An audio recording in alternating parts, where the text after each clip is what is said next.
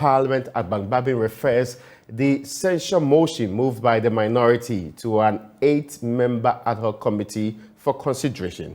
Tonight on our front, we'll explore the propriety of this move, plus why the majority MPs are backing down or back to their main demand for the finance minister to be removed, or else they boycott the budget. What's gone wrong within the last almost 2 weeks for this to happen? My guest for this all-important conversation, already seated in studio with me, is a co-chairman, that's how they call it, right? A co-chairman of the ad hoc committee that the Speaker has set up, and a former Deputy Attorney General and a Member of Parliament, Dr. Dominic Ayine. We would also be joined by a member of the majority who instigated the 80-member group to actually do the protest in the first place, Andy Kwame Appiah-Kubi, on why they are boycotted or decided not to be part of the censure vote in the first place, and also what their next move is supposed to be.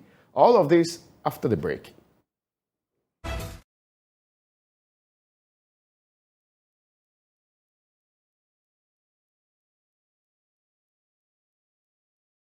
So, you're welcome to our front. My name is Raymond Acquah. My guest in studio today is the Member of Parliament for Asante Akim North, the Member of Parliament who addressed the press conference barely 3 weeks ago, asking the Finance Minister to be removed by the President.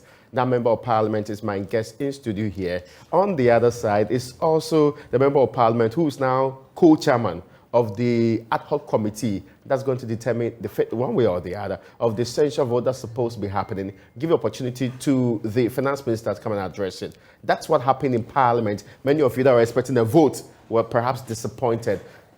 Gentlemen, you're welcome to our front. Thank you. Thank you very much, Raymond. I hope you are doing well. Very well. We're doing quite well. Because you said this is a professor-student relation, let me start with the Member of Parliament, who is... but let us establish that fact, though. Yes. Dr. Ayine was my professor at the law school, law faculty. Interesting. Yes, so he taught me administrative law and trade law. Yeah. So he is my professor. Oh, okay. It happens that we also belong to the same committee in Parliament. He's chair of the subsidiary committee, and I'm his ranking. Okay, that's interesting. It is interesting to build up, but I want to start from you. Why did the majority MPs indicate that you are not going to part of a censure vote? For MPs that want the finance minister removed, and the minority agreed with you, and they have started a process in Parliament to actually give the indication. So why did you say you were not going to be part of what the minority has started? Did you put your personal parochial interest ahead of the nation's interest? No. If there was any interest at all, the interest is to get the finance minister out of office. And you doubted that's what the minority wanted? There are two processes of trying to achieve the same results, except that we don't believe in the process of the minority. We rather have a process ongoing. Is it because you were whipped into line by the party? Nobody has whipped us into line. But in fact, when I came here the last time, I think I made a prediction that this is where we're going and this is what will happen. And if it so does, we will not participate in that process. But so, rather, if it was so clear, why did the party issue a statement yesterday to say that this was a confirmation of what we had already decided on anyway? Because even before... Really? When they had actually directed the whip to act? They did not direct the whip to act. They said, we will not participate, we should not participate. And indeed, it was our position from day one that we will not participate. So why do you think the party had to issue a statement to confirm that? Well, for me, that one was only just a confirmation of the position we had taken anyway. So we had that position that we are not going to support the censure motion. Nevertheless, we are going to be resolute in our pursuit of the man to leave office by the means that we had triggered. This morning, some of you did a press conference in Parliament. It was quite strange, right? Yes. Not long ago, you told us you had an agreement with the President to wait for the man to present his budget and also get an IMF program underway. But what exactly was the need for the press conference this morning? Perhaps it sounded like a backtrack of the sort. That has been the position. Indeed, after we met with the President and we had that understanding that President would accede to our request after the two events had closed, we were of the conviction that President would so do. But after that, the issues that were coming suggested that our understanding was probably wrong. and issues of interpretation came in, that the president will accede to our request. When somebody says that the president will not do it, it is at that time that he will consider whether or not to do it, and all that kind of thing. And indeed, even people in the media were advocating that president did not emphatically say he was going to remove. So maybe I need to clarify this point. No. We spoke here to you. You told us your understanding of the meeting with the president was that finance minister will be removed after the budget is read, right? Then the majority leader, who is your leader, says, no. It is after the budget is read that the issue will be brought up for consideration. Is it the minority leader who said that? The majority leader, he was so categorical. Well, I did not understand it like that. I understood the president to be saying that after the two processes are closed, he will then accede to our request. Because our request was for him to remove the finance minister. Our request was not for him to consider whether or not to remove him. We were just requesting that he be removed. So if he said that he will accede to our request at the completion of A and B, there would have been any consideration apart from belief that he would do act as per our request. So if it became ambiguous at the point because of different interpretations people were putting to the president's promise, then we thought that it was incumbent on the office of president to have come out to clear the air so that to let matters rest. Did you ask for clarification from them? Well, they were talking, and indeed the finance minister himself was talking, and was giving indication that he is the only person who can take us out of the situation, which we didn't believe. No, but he has said that nobody can say they don't understand what he is doing. Yes, that is why we want to prove to him that we understand that he is not doing what we expect him to be doing, and that we have lost confidence in him as finance minister, and that he should be relieved of his position. So, he came to say that he knows what he's doing, and we don't believe in what he's doing. So, it did not confirm the president's position that, president has given me instruction to finish A and B, thereafter I will resign or something. If he had said that, we would have also had patience for him to finish as per our arrangement with the president. But he was talking contrary to the belief that we had. And therefore, we thought that if president's office did not come to clear the air by way of putting him right, then there's a presumption that maybe presidents believe in what he was saying. And therefore, let us also go back to where we were, because if the president's mind changed, we also reserve the right to also change our mind. So today, your position, is it the entirety of the majority that's of this position? I led the team in the first press conference. Yes, the 80. Today, it is not 80. We said 80%. At the time, you got us wrong. Oh, we okay. said 80%. So our membership is more the initial group. Our membership is around 95. The initial group. Okay. So the 80 as mentioned was in respect of percentage, not in respect of. Okay. Absolutely. Maybe we misconstrued that. So how many of you are now insisting? 95 people signed onto our petition. And therefore, we are 95 in number from the original group. But subsequently, the whole caucus adopted the position. Okay. So it became caucus position. So even as we speak now, we will make references to the whole caucus, not to the 95. I get your point. And I'm saying that now our position, as per all of us talking, is that finance minister should not come to the House in his attempt to present the budget. We will not, we will not support him in that. As in, you want him removed immediately? Now, we don't want him to come to the House to do business. And indeed, at the last press conference, we had indicated that we are not going to do any business with him. And therefore, if the finance minister brought something, maybe any bill, we will not participate. This is what we told him, and we told the nation. So we will not participate in any bill. Maybe my friends... The minority will do it. Probably will do. But the motion as filed by the minority also suggests that they also don't want to do business with him. So if the two sides of the same house are saying that we will not do business with you, so if you walk in, who are you going to do the business with? Are you going to be speaking to empty chairs. Has this position been communicated to the president? We don't need to communicate anything. Our communication will be in our deeds. We will not come out to do any press conference. There was a press conference by our group anyway this afternoon, and I'm sure they have stated the position very clearly that we are not going to do business with the finance minister. And the first communication was through the press, so the second communication also. So my expectation is that the president has got wind of what we intend to do. So effectively, what I'm hearing is that we had an agreement with the president, but we are backtracked. We have not backtracked. We have changed our minds subject to the circumstances we find.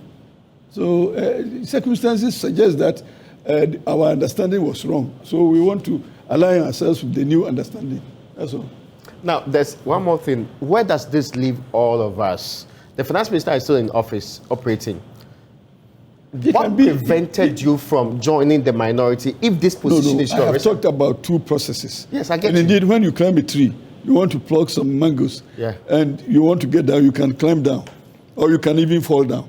All of them, the result is that you are down. But one of them, if you are down, you're down with pain. The other one, you are down with no pain. Okay. So we prefer... You prefer the painless one? We prefer the painless one. Now, let me get this clarity from you. The party said they had intervened and negotiated with both sides. What has happened to that form of negotiation and mediation that you are now back to your original position? Well, there have been a lot of consultation, not only from the party. We have had consultation with the media, with the academia, with chieftaincy institutions, with civil society organizations, even with the religious institutions. We have had a lot of consultation, and everywhere we discuss, there is always this firm position that all such discussions come to. Okay. And it is that there is no confidence in the finance minister, and that he has to vacate his position. The question I'm asking is about what the party is saying about this, your latest position. We have had consultation with the party also, okay. And we have no doubt in our minds that the party's position is not different from ours. Now, Honorable, give me a second, I'll come back to you. Except that you tell me that I don't understand what other people are saying. No. I mean, the only controversy was about whether or not you or the majority of you are on the same side with the majority leader. And the discrepancy, as you have pointed out, was quite clear. Now, let me bring Dr. Enid to what has happened in Parliament today. Doc, for most of us, we woke up with the anticipation that Parliament was going to do a vote on the finance minister. Right. It is vote of censure. It is premised on Article 82. And indeed, our expectation was that by the close of day, you would have been voting. How come there's now an ad hoc committee which you are co-chair of? Okay, thank you very much. Ray, before I answer that question, I just wanted to make a preliminary remark in relation to all the things that my learned friend and colleague, my ranking member on the subsidiary legislation committee has said. We have established the fact that this is lecturer-student relationship. No, we are colleagues now. Okay, well, no problem. We can move on our own line. Okay, so look, their decision not to back our, motion for the vote of censure, and to use what he calls an alternative procedure, yes, points to the deep partisanship, that has bedeviled our, democracy, our politics, and the fact that we don't, build bridges across the aisle. I think that on issues like this, there's unanimity of thought and intention and of goals, as far as the majority and the minority are concerned. A vote of censure is, by definition, right, an expression of disapproval of the performance of the public officer, in this case, the Minister of Finance. And I think that what the majority has done by holding press conferences and announcing that he must go is an expression of their lack of confidence in his abilities as a finance minister. Yeah. Of course, that is the same position that we have taken. We think that the economic downturn that we are seeing now, we think that the depreciation of the cedi that we are all witnessing, we think that the high inflation of the galloping inflation. In fact, I never thought, I studied O-level economics in 1985, 86, right?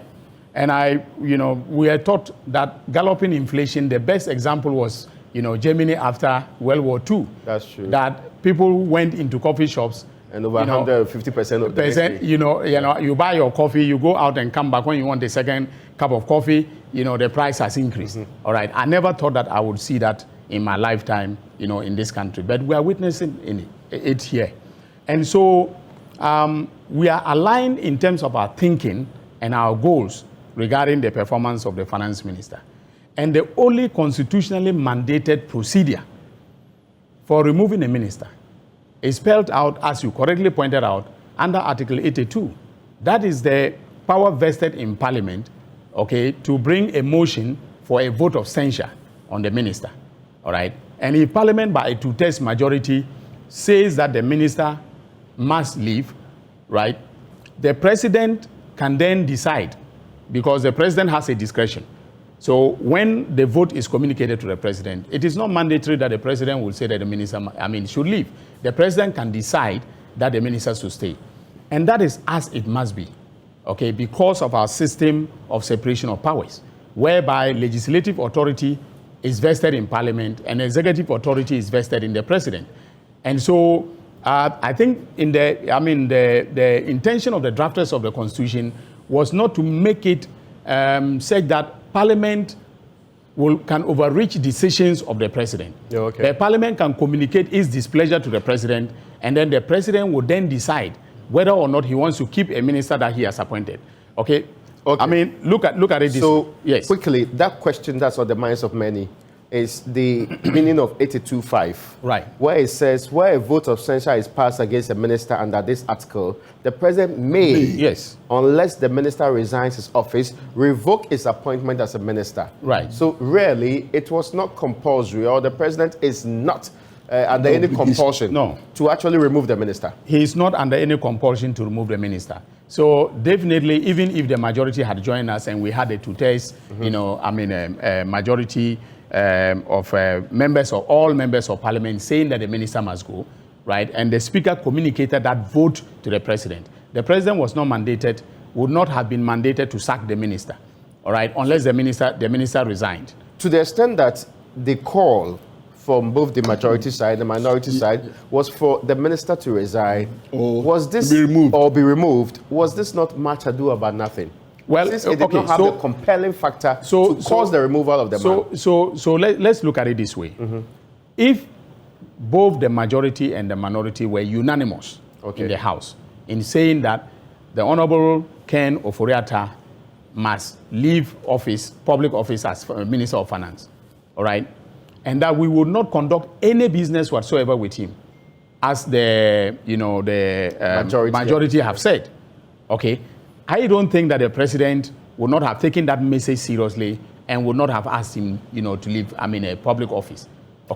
I think what is happening is that Parliament has a divided front, whereby we are using the constitutionally mandated procedure, for asking that the minister, leave public office, and then they are using political pressure from outside of Parliament, because mind you, they are parliamentarians, but they are not conducting that business, all right, from within the chamber.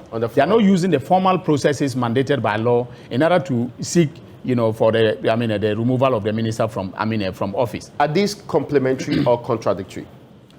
Well, I would have preferred. I think at this time they are not contradictory, because our goals are the same. Mm-hmm. They are complementary. But I would have preferred that, as a House, Parliament, spoke with one voice. Because look, I have spoken to people across the aisle, and we are all unanimous, in our intentions regarding the removal of Ken Ofori-Atta, or the Honorable Ken Ofori-Atta. When they issued a statement, there was a point where they said there was similar pressure on former Minister of Finance, Secretary, to be removed from office. Right. You, in the majority at the time, did not back it. You actually protected That's why your call now is ill-intended. No. It is a comparison of apples and oranges. All right. I do remember distinctly that I was a deputy minister, in the Mahama administration. Yeah. All right. and there was no formal motion, okay, for a vote of censure on Setekpe. There were calls by segments of, the NDC, as a political party, okay, for the Honorable Setekpe to be removed. It was. No, actually, the MPP referenced Setekpe. That's what I'm quoting the MPP's reference. It was. No, it is not. Dr. Dufo was before. It was not Dr. Dufo. No, that was an old one. That was actually the vote of censure actually activated. 1999. So what the MPP referenced in the statement they issued yesterday, asking you not to join this vote, was to Setekpe. That's why I wanted him to clarify that. Yes, and there was no formal vote, a formal motion for a vote of censure. Brilliant. Right? So you cannot compare that situation whereby, certain discontented members of the NDC thought that Setekpe was not, playing ball and wasn't doing things the way they wanted, and they expressed displeasure about the way he conducted business. All right? But there was no formal call by our side of the house for him to resign. We did not do that. And then also, their side of the house did not file a formal motion for a vote of censure on the Honorable Setekpe. So there's no need, I think the comparing apples and oranges. I think the reference was misplaced. I'm sure the intention was to compare the recent application to the application of Mr. Pipra. No, it's not. It's not. Because at that time, there was a motion that was moved. Yes. There was debate and all, and the government of the time and the majority MPs did not support it. So, all right. So that's and today, Speaker referred to the event of that time and said that it happened also on the 10th of November, 1999. Just as today. Understand? So, that is the linkage. And history is bringing the two events together. Interesting. But I only want to respond to Doctor's assertion that they are using a constitutionally mandated process. But what do you think of our process? Is it not also constitutional? No, he didn't say the justice was not constitutional. He said it was what do you call it? Good. The former process of Parliament. And let me tell you the difference between the two. We have gotten to the point where we are telling the president to act now. They have now triggered a process that will result in a prayer to the president again to act. Okay. You understand? So we are already there where they have started a journey. Where they have started a journey to try and reach there. And look at the processes that are involved. And look at the obstacles that we have to surmount before we get there. We are already there. So why do you have to go back and start a process to get to where we are already? So we are only calling on the president to exercise that discretion. And you have started a process that will lead us to that request on the president to exercise the same discretion. Maybe in 2 months' time or so. We are there. So we are at the door. You have started from second. You want to get to the door. You see, Ray, before we rose, and came back in October, all right, we had already filed our motion for the vote of censure. We had procured the requisite number of signatories, signatures from the members of parliament for the motion to be formally filed. All right. No, we had not. We had started. We had started the process, and we had made it. We had made it. Public. That is what I didn't hear that one. All right. Of course, I'm sure my learned friend would not have heard it. Or will decide that. Decided that he didn't hear. Okay. But you see, Ray, the point I want to make is that there is a certain sense in which this is pure gamesmanship. Really? Yes. Of the majority seeking to upstage the minority in this fight for the removal of the Honorable Minister of Finance. All right. A day before we could, file our motion for the vote of censure, the press conference was done. They came out and announced, led by my indefatigable ranking member, saying that the finance minister must go. So definitely they wanted to take, and at that point in time they had taken the high moral ground, with respect to this issue. Okay, and as you said from the beginning, if they had joined us in the formal process, for the removal of the finance minister, things would have been quicker. I'm sure if there was unanimity in the House, would have taken the vote by now. There wouldn't have been a committee, to inquire into whether or not he should vote. But Doc, you know that we need to give him a hearing So obviously, we have to provide him with opportunity to be heard. Of course. So either way, that opportunity, if all of us had even come together, we will still have given him the opportunity to be yes, heard. he would have been invited to the House. Yes. He would have been invited to the House, you know, to... And if he elected to come by his council, which will not, whose council will not have opportunity. Gentlemen, I need to let people follow that point. Where we are going to next is why the Speaker had to form a committee. Right. He calls it ad hoc committee. You are co-chair of that particular committee. Right. Why was the committee necessary when most of us expected a vote today? Okay, so if you look at the procedure, stipulated under the Constitution, and our standing orders reflect, you know, verbatim the provisions of the Constitution. Okay, those provisions require that the motion be filed, all right? Obviously, when it is admitted, it will be moved and seconded, and then it will be for the consideration of the House, which means that debate will ensue. Okay. And thereafter, a vote is taken, all right?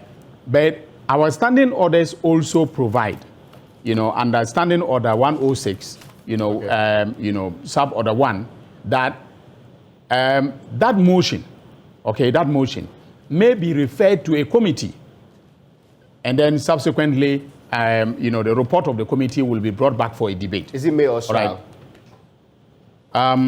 I think, let's be sure. 106.1 says that the House may pass a resolution to remove the president, etc., and a vote of censure on a minister of state. The House may consider such motion and come to a decision or refer it to a committee on a motion made by any member. So all right? Yes. And so the Speaker decided in these circumstances, as the administrator of the rules of the House, to refer the matter to a committee. And that is how come. I agree with the decision. I heard some of your members complaining. It is a longer process, all right? But as the honorable member was about to say, it affords the finance minister the opportunity to appear with his counsel before the committee. Remember that when committees of parliament meet, it is easier for lawyers to come. Okay. And then, if there's any defense. Yes. And you see, there was something that was coming out of the debate. The preliminary objection that was raised by the honorable member for Futu, that is, Alex Afeomakin, right, hinted at the fact that this is more or less a quasi-criminal process. Okay. We are accusing him of having done things that can amount to crimes. Okay. And therefore, there is a need for him to be, to come to the House with the assistance of counsel. And we were not providing that opportunity with plenary because, a lawyer cannot appear at the bar of, Parliament in order to put up a defense for a minister, right? Ministers are non-voting members of Parliament and can appear at the bar of, a Parliament to defend themselves. Okay. So if, for instance, the Honorable Ken Oforiatta wanted to hire the services of a lawyer, all right, then that lawyer would not be able to come to, his defense, whilst the plenary is taking place, but can come to, the committee. But one other procedure that could have been used is for the Attorney General, who has audience before the House, to appear with the minister. And because, the Attorney General is, the government's principal legal advisor, and the minister, remember that the minister is a public officer appointed by the president, who is being asked to leave office because of certain reasons. Doing government's work. Yes. And so the Attorney General could actually appear at the bar of Parliament, in order to defend him. That is one procedure that we could have used. You had an interference, yes. But Doc, what I want to bring your attention to is the fact that the law provides for him to appoint counsel of his choice. No. Yes. No. If you haven't, no, it is not. Where is it provided? It is not. Forgive me. Sorry. Which law? The law on defense. No. When you are faced with any liability, whether crime or whatever, you have a right to appoint a lawyer of your choice. No. Not that somebody will appoint a lawyer for you. No, and in any case, this particular motion is directed at his person, not his office. We are not saying scrap. No, wait a minute. Okay. We are not saying scrap finance ministry. We are saying this man, we don't want you as public officer. Yes. Okay. So it is his person, his position as a person that is under attack. So he has a right to appoint Well, whoever cancel. Indeed, neither the Constitution or our standing orders grant him that right. No, what you could even have said is that... You are importing it into the Constitution and the standing orders. You are brought before a judicial committee, and the judicial committee... It is not a judicial committee. A quasi-judicial committee. It is not. It is not. Whatever administrative committee that you are brought... You mean this ad hoc committee? No. Yes. You see, Parliament... No. If you come appear before... You see, that is important. No, let me underscore it. Okay, yes, because we are talking to the people of this country. And there's a certain misrepresentation that was made on the floor. Okay, the attempt to equate the exercise of political power or legislative authority or parliamentary oversight with the processes for judicial decision making. All right, legislative authority is vested in Parliament under the Constitution. Yeah. The power to pass a vote of censure is a political power. It is not a judicial power. All right, and we are not exercising quasi-judicial authority over the finance minister.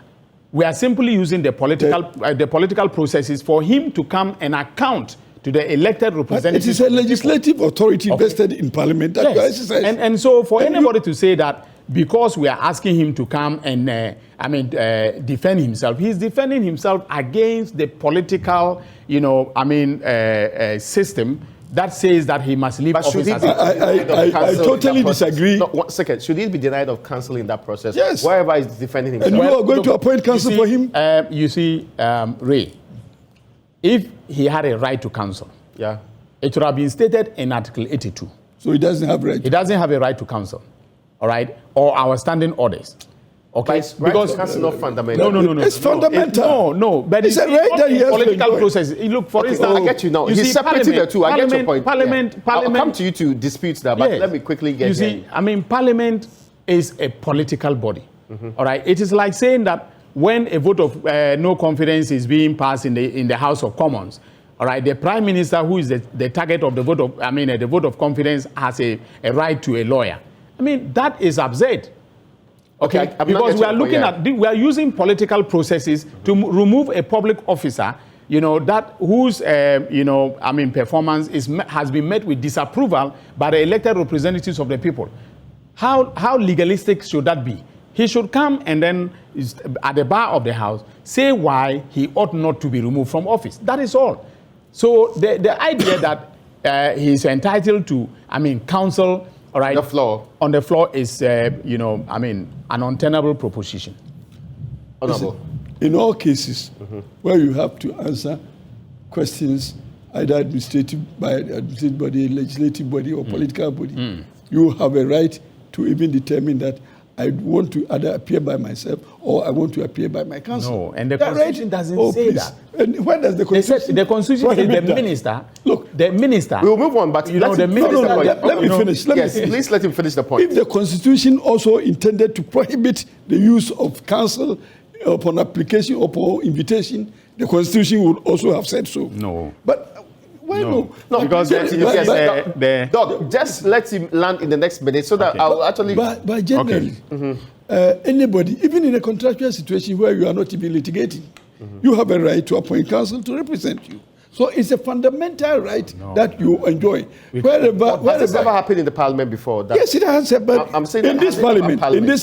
In this Parliament, when ministers were summoned to appear before committees. No, that's a different matter. That's a different matter. That is why. How different is it? No, you see, because committees have been given, powers that are equivalent to the coercive authority of the High Court. All right, committees can summon witnesses. And how about Parliament itself? No, at plenary. Because committees at plenary when also decisions are being taken, all right, you cannot exercise the right to counsel. And it is not. There is a committee working for Parliament. That point, right? Oh yes, because it is only the President, Vice President, ministers, and members of Parliament who can do any advocacy at all in Parliament. Okay, I get your point. That is why. Let's move on because these are positions that have been stated. But let me just try to bring something that happened on the floor today. There was this confusion about during the proceedings or. During the debate. Yes, when the minister is supposed to join the conversation. Respond. 82.4 our standing order says that during the proceedings, and the Constitution says that during the debate, in the course of debate. Yes. I think Speaker ruled relying on the standing orders. Yes. But when these two things happen like that, it is incumbent that we make reference to the Constitution rather than the standing orders. So, you agree? Yes. Conflict of laws. Of course, I mean, so that. Well, it's not for nothing that the standing orders uses proceedings. Yes. Right. Yeah. Whilst the Constitution uses debate. Yes. All right. So because proceedings and debate, they are two different issues. Okay. Because the proceedings start from even the moving of the motion to the end. Okay. Yes. And the debate is part of the continuum. Yes. Okay. But the debate starts after the motion is moved and seconded and all that. So it cannot be the same as saying that you can even be heard before the proceeding starts. So you're saying that the minister couldn't have been heard during the moving of the motion? That is what I understand. No. Because that's part of the proceedings, but not at the debate The time. motion is the mechanism for generating debate in Parliament. Yes, but it's part of the proceedings. It's part of the proceedings. Right. And that is what I'm saying. And because the standing orders, govern the proceedings of Parliament, it is only normal for the standing orders to use you are talking of normality. Proceedings rather than debate. All right. But that is because, as he rightly pointed out, you would have a motion that triggers the process, okay, for the debate to ensue. And when the motion is moved and seconded, it is for the consideration of the House. In parliamentary language, when it says it's for the consideration of the House, that is when the debate, actually begins. Okay. Okay. And so, in the case of, the finance minister, when the Constitution says that he is entitled during the debate to be heard in his defense, it means that the finance minister, not being a member of Parliament, cannot take part in matters relating to the motion and its secondment. Okay. But when it is for the consideration of the House, the finance minister can then be heard in his defense. So you don't find any dispute there at all? I don't have any dispute. Now, but it was contentious on the House. Brilliant. So that's the clarity that we see. So I'm saying that this one, our standing order, refers to the proceedings. Okay. And this one refers to the debate. Anyway. And they are not one and the same. Are you happy with what panned out in Parliament in connection with the censure vote? Well, that is what ought to be. Okay. I have no problem with the decision of the Speaker, because I had even earlier on discussed that if we got to that point and the minister elected to appoint counsel, this is what will happen. Because of the reasons Senior has alluded to. So Speaker has done what he's supposed to do. Let me ask Dr. Ahine to tell us, this is your committee. What is your job? When are you starting and ending? I'm told you have 1 week to do it. Of course, I'm sure if you listen to Mr. Speaker, the motion that was moved and seconded, all right, you remember that the motion paper states very clearly, okay, the grounds of the motion. Yeah. All right. And then secondly, you cannot just move the motion without necessarily providing a basis, factual and evidentiary basis for your call for the resignation or removal and legal basis for, the removal of the finance minister. And therefore, basically what the committee is going to do is to take the motion, all right, look at the grounds, call for, evidence.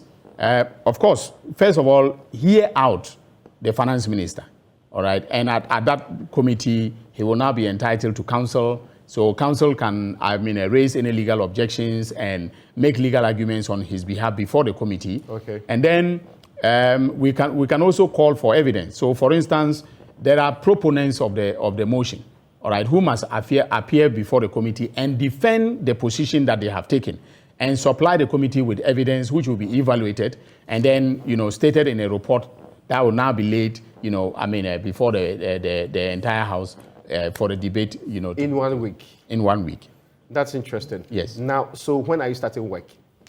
Well, I believe it must start immediately. Yes. Tomorrow? No, today. Yes, It says today, so I want to be sure whether you're on the same page. Well, Speaker says come back in 1 week. 1 week. So when they start work? So I just want to know, your committee, when are you starting work? We are yet to meet. I think our first meeting will be tomorrow, amongst the committee members. Okay. So we can sort out issues of logistics, there was a question raised about, and so on. Yes. There's a question raised about whether or not this should be made public, as in the public hearing, we would let the cameras be in there. I think the cameras should rule. I think the finance minister owes not only an explanation to the committee and to Parliament, but to the entire country for his stewardship of the ministry and the economy. Is that a decision? If the speaker didn't rule out, sorry, forgive me. Let me ask this question because I want to know whether that's a decision that it's automatic or the committee will have to take that decision. Or the committee will have to take that decision, and I believe that the majority of the members of the committee will opt for a public hearing. You agree? You see, Parliament is a public place, and the committee is part of Parliament. And unless it is necessary for any reason, national security reasons and things like that, for maybe Speaker to have overruled public hearing. The default rule is that our hearings must be public. Yes, the default rule is that the hearings must be public. So once the Speaker did not say it will not be, it will be out of camera, then the presumption is that it's a public hearing. There's a question about you holding on your demand for the man's removal until he's been heard by the committee. You might say it's a separate process, but is it not only fair that he's heard on all the issues that is leveled against him? That is why I said that we have two processes. One process has just started. We have started our process. You've moved on beyond that. We are almost there. But done. did you ever hear the finance minister respond to your issues against him? As in, like, did you give him the opportunity? You on your own? No, we are not talking to the finance minister. We are talking to the president. Yeah, so but you just said it's fundamental for him to be heard. Yes, the question I'm asking is on that point. But if he elects to be heard, because it is the president who will have to hear us, and we have to hear him. Okay. Our prayer is to the president. Say, not do to something. The finance minister. Not to the finance minister. All right, so but you have charges against the finance minister. We don't have charges against. We say that we don't have confidence in him. Okay. And therefore, we have to tell the president that we cannot work with this man. So it is for the president to tell us, and he did explain himself why he would not accede immediately to our request. There's another question, though. I mean, that question is also related to the fact that the president has had a meeting with his ministers at PGRC. They came out with a point at 12 major points, our Marshall Plan to fix the economy and the other things related to it. I was not there. Yeah, I know you were not there. I cannot speak to those. But it was actually related to the public. Why are you still making the demand when it appears the finance minister is steering the ship in the right direction? We did not talk about any ship in any direction. We talked about our confidence in him. And in their confidence expressing, we indicated that he had told us that 2 revenue streams will finance our budget of 2022. One of them was the e-levy, and the second one was the property rates. And we are saying that, and also as part of it, he says that we don't need to go to IMF.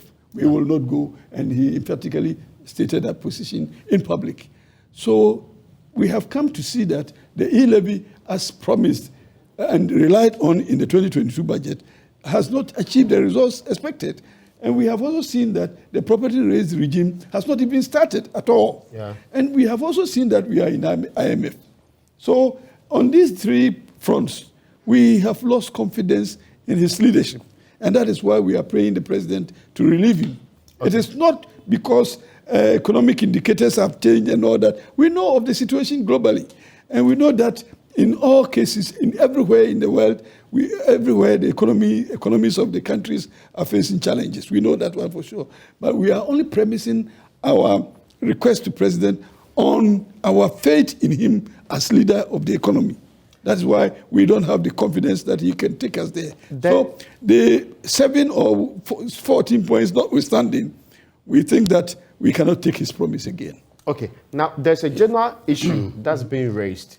There are people who are cynical about the processes both in Parliament and you are pursuing. Those people are of the opinion that regardless what you are doing, you are not bent on delivering the very things you told the people. First, you told the people that when you went on break, you consulted them and they asked you to ask for the removal of the finance minister. You backtracked along the line. We have not. No, you did when you spoke to the president. You actually we did gave not a longer period for that to happen. You want something from your father. You ask him, I want this. He says, wait, I'll go to the room and bring it. You say, you don't agree. It is only just he is buying some time. Let me prepare to do what you want. And that is why, that doesn't mean we have backtracked. We are responding to realities of the times. Okay. And upon his explanation of the situation and his intentions and the available opportunities for him to turn around. So he says, wait until this time. And indeed, we understood him to be saying that it will be difficult to assemble a new team to face the IMF and also in the negotiations. The budget. And also put but you together the accepted budget. those two issues. So we accepted, notwithstanding our acceptance of those positions. Without consulting your constituents? No, their constituents had already given us a mandate that we were prosecuting. And therefore, given that the president says, let me organize myself well and accede to your request, I mean, why would we not agree? That does not connote So if the president calls you today and say, give me more time and let's go to the original plan, would you change your mind? No. For now, the decision is not to do business with him. And we are saying that even the budget, we will not participate in the budget. It's a decision taken by the group.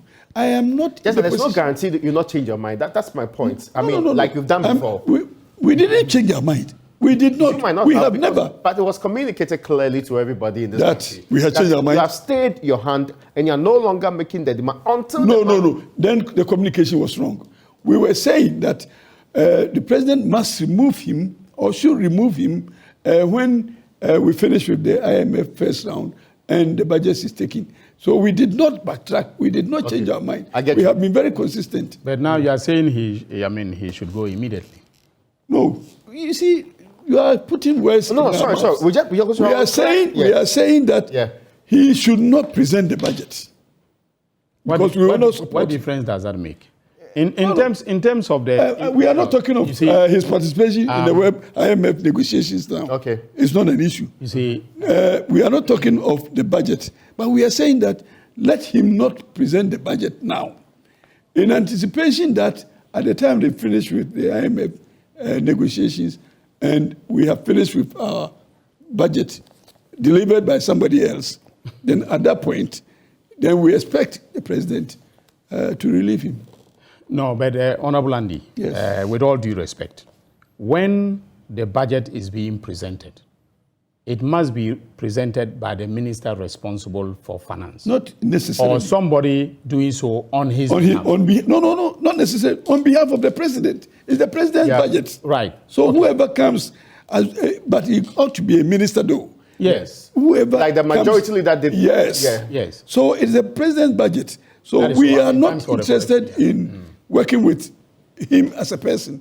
But anybody who comes in the capacity of a sender of the president, we're prepared to listen to him. Yes, so forgive me, you don't want him to go now.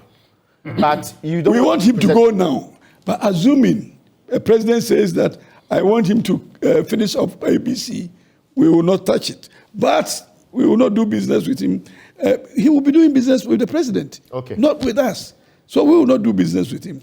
He can continue to do business. I get the clarity you are bringing to this particular point. Now, we are wrapping up on this conversation. We understand what your committee is going to do. We also understand the path you are taking now. Final words, gentlemen. Dr. Ine first. Well, I think that the processes invoked by the minority must be supported. And I think that the majority should come along with us because our, intentions, our goals, our objectives are the same. And therefore, it is also important that Parliament should speak with one voice to the Ghanaian people. And so once that formal process, comes before the House again, in the form of a report, I expect, my colleagues to rally around us, for us to unanimously, approve the report. That is, if the report recommends that the finance minister be, removed, I expect that they should come along with us for us to unanimously send, a resounding message to the president that his finance minister has failed, the people of this country and must go. There was a talk about this businessman who sought to mediate between your group and also... I thought we were running up. No, we're wrapping up. But this question is important because I'm told it's been investigated. Who is being investigated? Oh, no, there's a report sent to the police to investigate. The majority leader says you are investigating. I said majority. No, not you. Majority. You are investigating. Well, I have not heard of any investigation. I have not heard of any invitation by the police or whoever. I have not heard about it. But if it becomes necessary for any institution of state to invite me, I'll be available, or to invite anybody. I'm sure that person must... But you're unwilling to name the person? I'm unwilling. I am not giving any information beyond what I've given. And in fact, I always tell you that I seek mandate of the group to be able to do any advocacy at all. No. So if I state any position at all, it will be my personal position. I don't have the mandate to speak on issues that happen between the group and anybody else. What will happen if other mediators come in now that you seem to have a revised? We are not talking of wrongdoing for somebody to come and mediate or apologize or something. We are talking of principal position that we have taken. So, and on that, so if I told you that you haven't done anything, just leave Joy FM, Joy Media, Multimedia, would that be something worth considering? Because it's a non-starter. I get your point. And as Doc is saying, we also expect them, the minority. Your final words, yeah. We expect the minority to join us in our crusade because we are already there. They have only just started. Well, we are going to Kumasi. We are at Tech. Then you are starting from Accra. Why would you not join us at Tech so that we get there quicker? You are closer to the finishing line. We are on the finishing line. You say I should come back and join you start. That is not feasible. So they should rather join us so that we provide. They use an illegal route to Tech. No. He said it's police car, not an illegal route. It's police car, not an illegal route. Or let me say a non-legal route to Tech. Okay, I get you. A faster route. All right. You understand? So let me. There's clarity that's required here. Sorry, let me liken it. My attention has been drawn to the clarity that's required here. When do you want the finance minister removed? That's the key question that people are asking. The president talked to us and gave us some timelines. We are not deviating from that. Okay. But all that we are saying is that arrangement and decision and understanding notwithstanding, we are not doing business with him. And it's not a face-saving measure. Because what is face-saving about this? We have been very consistent in what we have put I get your forward. point. Gentlemen, I appreciate you coming in the studio and joining us and giving us clarification on the very things that happened today. Ladies and gentlemen, that's where we end today's edition of UPfront. Many thanks to you for watching.